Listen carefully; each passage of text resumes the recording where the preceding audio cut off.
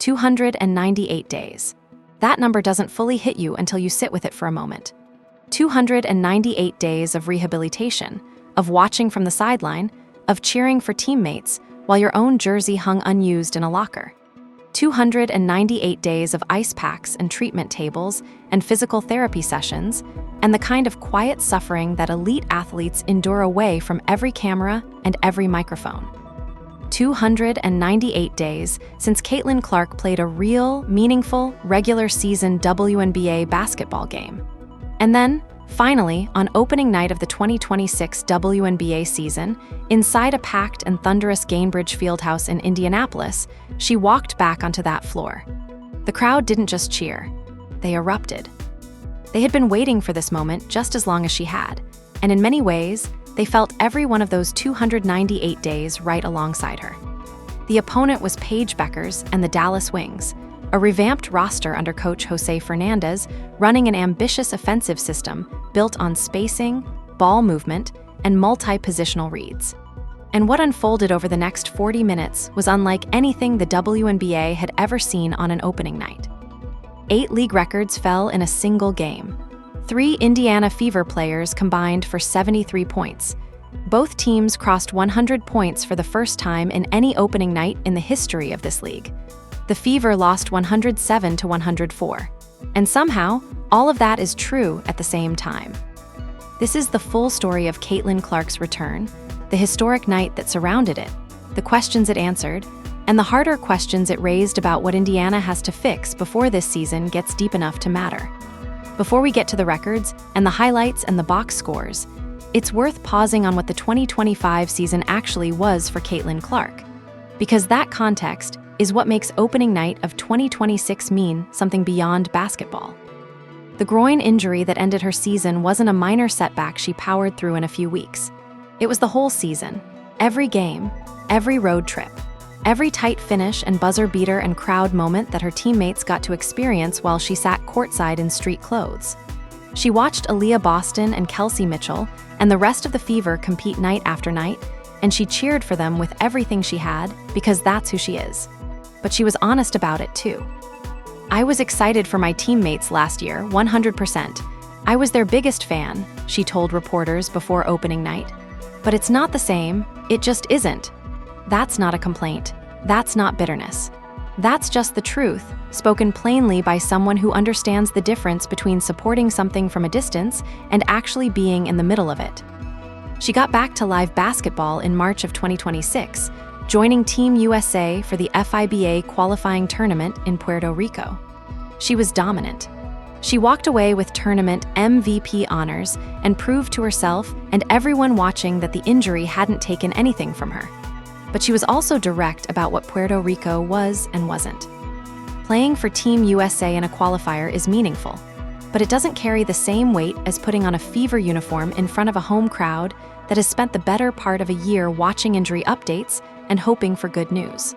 There's just like a different juice inside of your body when you're putting on your uniform, and you're mentally locked in to go and play a basketball game, she said. "And I missed having the butterflies in my stomach before a game. Like, I love that." "And that means you're ready?" People who watched her pregame shoot-around noticed something. She said she was excited, way more excited than nervous, but her hands weren't entirely steady. That gap between what she said and what her body was doing tells you everything you need to know about what this night actually meant and what it cost her emotionally to get there. She welcomed the nerves. She missed them. And when someone who has hit game winners in front of 20,000 people tells you she's nervous, you don't dismiss it. You pay attention. The game did not start the way anyone would have scripted it for her return. The first half was a reminder that 298 days away from competitive basketball leaves marks that don't disappear just because you want them to. Clark was feeling out the speed again. The rhythm wasn't clicking the way it usually does. Turnovers piled up, including offensive fouls that turned directly into easy Dallas buckets on the other end. The Wings' defense was disciplined and physical, and they made her work for every single inch of space she tried to create. The rust was real, and it was okay.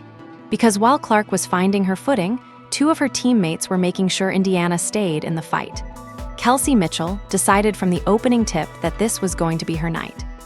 Mitchell dropped 30 points in the season opener, And that number alone sounds like a massive performance until you learn what it actually meant historically. She broke the Indiana Fever franchise record for most points scored in a season opener, a record that had been sitting on the books for years before she knocked it down like it was nothing. What made her performance so important wasn't just the volume. It was the efficiency, the relentlessness, the way she kept attacking in waves and did it from the very beginning when Indiana needed someone to carry the load, while their star player shook off nearly 300 days of absence. Mitchell didn't wait for Clark to warm up before she started putting points on the board. She held the rope. And then there was Aaliyah Boston, who was putting together a performance that was already drawing all WNBA conversation before the season was even a day old. Boston played 26 minutes. In those 26 minutes, she scored 23 points, grabbed 4 rebounds, and consistently created mismatches in transition that the Wings simply could not contain. 23 points in 26 minutes while creating chaos in transition is the kind of stat line that makes opposing coaches sit down with the film the next morning and try to figure out what on earth they're going to do differently next time. Off the bench, sophomore Mikayla Timpson went 5 for 6 from the field for 11 points in 19 minutes. That might be the quietest important performance of the entire night. With Monique Billings unavailable, Indiana needed someone from the second unit to step up and prevent the depth problem from becoming a scoreboard problem. Timpson answered that call, going 5 for 6 in your season opener as a sophomore, off the bench, in a packed arena carrying the weight of Clark's return and everything that came with it.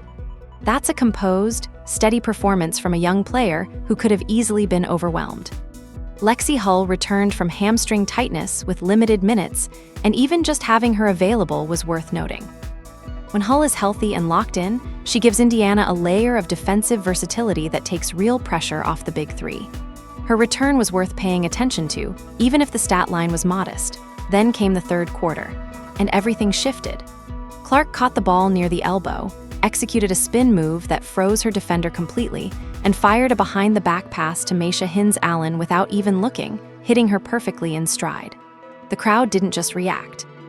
They erupted, because that pass doesn't come from practice repetitions or film sessions or game planning.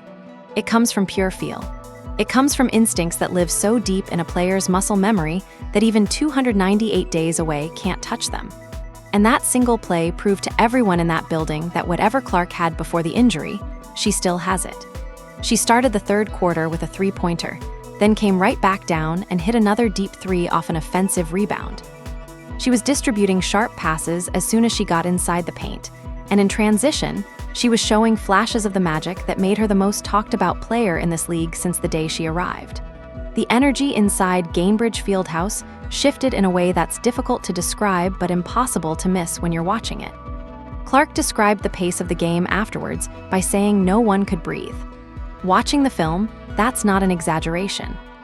Both teams were running, pushing, attacking every inch of the floor, and the speed of play was something this league hadn't seen on an opening night before. Midway through the game, Clark made 2 trips to the tunnel, and fans online immediately began worrying that something had gone wrong with her groin again. Given everything they watched her go through during the 2025 season, that reaction was completely understandable. Head coach Stephanie White cleared it up post-game. The tunnel trips were routine back adjustments, part of managing her body through the physical demands of playing at full speed again after such a long absence. Clark herself confirmed it simply, "Just getting my back adjusted. It gets out of line pretty quickly, but other than that, feel great." She finished the game with 20 points, 7 assists, and 5 rebounds, 7 of 18 from the field, 2 of 9 from 3, 5 turnovers, 3 of them offensive fouls. That box score is exactly what a real comeback looks like. Not perfect, not effortless, but still undeniably dominant in stretches, still capable of passing that nobody else in this building can make, still the player this franchise and this league has been waiting 298 days to have back. When the final buzzer sounded and the stat crew finished counting, 8 separate WNBA records had fallen in a single game. Here is every one of them.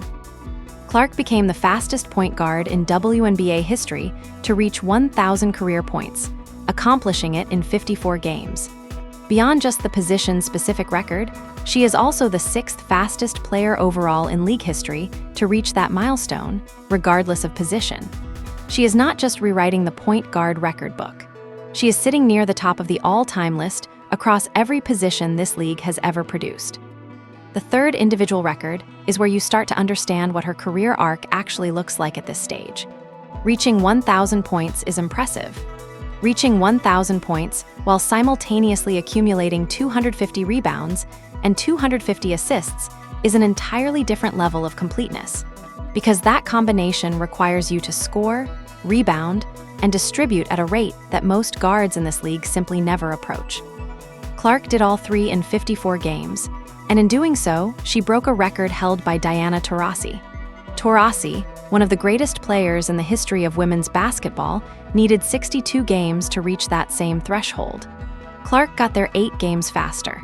The fourth record speaks to consistency rather than a single milestone, and it may be the one that ages the best over time. Clark now holds the record for the most games in WNBA history with at least 20 points, 5 rebounds, and 5 assists, and she has accomplished it in fewer games than anyone else the league has ever seen. That's not a hot night or a special circumstance. That's doing it at a rate that nobody in this league has ever matched, and every game she plays adds to a gap that's already difficult to close. Records 5 through 8 belong to the team. Mitchell's 30 points set the Indiana Fever franchise record for most points scored in a season opener. Clark, Mitchell, and Boston becoming the only third trio in WNBA history to each score 20 or more points in a season opener, and the first time it had ever happened for the Indiana Fever franchise. The team setting a new franchise high for total points scored in a season opener. And then the league-wide first, both teams crossing 100 points in an opening night game, finishing 107 to 104, something that had never happened before on opening night in the entire history of this league. 8 records, 1 game, a loss.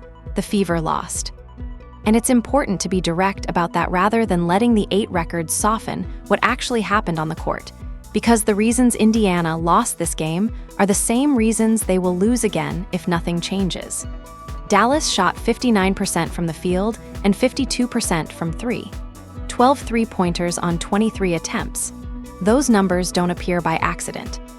The Wings ran their spacing and ball movement system cleanly all night long, exploited every transition opportunity that came from Indiana's slow defensive rotations, and made the Fever pay for those late rotations over and over again. Odyssey Sims, Jessica Shepard, and Alana Smith all contributed the kind of movement and ball distribution that prevented Indiana's defense from loading up on any single threat. Alongside an efficient and skilled scorer like Paige Beckers, Dallas kept finding clean looks, kept moving the ball, and kept Indiana's defense guessing from start to finish. The absence of Monique Billings was felt on both ends of the floor. Billings provides defensive rebounding and physical presence that changes the shape of what Indiana's defense can do. Without her, the margin for error in the rotation got thin, and Dallas understood that and exploited it. Clark acknowledged post-game that Indiana's personnel defense needed to be sharper. Stephanie White was direct in her assessment that the Fever cannot build a championship contender by simply trying to outscore everyone. The defense needs real discipline, real communication, and real cohesion as a unit. And that kind of thing only comes from repetitions that you earn by actually playing games together. The player-led nature of this roster means Clark, Boston, and Mitchell are going to need meaningful time together to grow on the defensive end. Finding each other in pick and roll and in transition is one thing, and they have already shown they can do that at a high level. But talking through rotations, communicating when a cutter is slipping through a gap, switching assignments on the fly without the play breaking down, that requires the kind of shared experience you can only build by playing. The opener was always going to have rough edges because of that. And it did. Clark, Boston, and Mitchell combined for 73 points, and Indiana still lost. That tells you something real and important about what the rest of this roster needs to provide on the nights when the offensive production is extraordinary, but the defensive end keeps giving things back. Clark is 54 games into her WNBA career, and she has already passed Diana Taurasi's record for reaching 1,000 points, 250 rebounds, and 250 assists. She has already established herself near the top of the all-time production charts across every position in this league. And she has done it while missing an entire season to injury, which means the trajectory of what she is capable of across a full and healthy career is genuinely difficult to project. The question for 2026 is not whether she belongs in the all-time conversation. That conversation is already happening, and it's not going to stop. The question is how many more records fall before the season ends, and whether the team surrounding her can build the defensive identity that separates good regular seasons from deep playoff runs. "Our offense is obviously not the issue," Clark said after the game. "We're perfectly fine on offense. And there's still so many things we can do better on that end of the floor." She's right on both counts. The offense is real. The talent is real. The ceiling of this roster when Clark, Boston, and Mitchell are all locked in on the same night is as high as anything in this league. But Dallas walked out of Gainbridge Fieldhouse with the win, and a team that surrenders 107 points in Game 1 has serious work to do before it can call itself a championship contender. This is only one of 44 games. The season is long, and there is time to grow, time to tighten the rotations, time for the communication on the defensive end to become second nature. And the talent base to build something real is clearly there. But the defense is the thing to watch. Not the points or the records or the behind-the-back passes that make the whole building lose its mind, as spectacular as all of those things are. The defense is where the gap between a good regular season and a deep playoff run actually lives. 298 days ended inside Gainbridge Fieldhouse on opening night of the 2026 WNBA season. 8 records fell. 3 players scored 20 or more points. Both teams crossed 100. The crowd gave her every bit of energy they had been storing for nearly 300 days. And she gave them a spin move, a behind-the-back pass, and a third quarter that reminded everyone exactly why they waited. The Fever lost. They have work to do. The defense has to get better, and it has to get better soon. But Caitlyn Clark is back on the floor, still making passes nobody else in this building can make, still producing at a pace that rewrites the record books almost as a side effect of simply playing her game. The butterflies she missed so much were there again on opening night. She welcomed them. She was ready. And the league, whether it's ready or not, has her back. Welcome back, CC. The records are just getting started. Stay locked with my channel Simply Explained for more updates.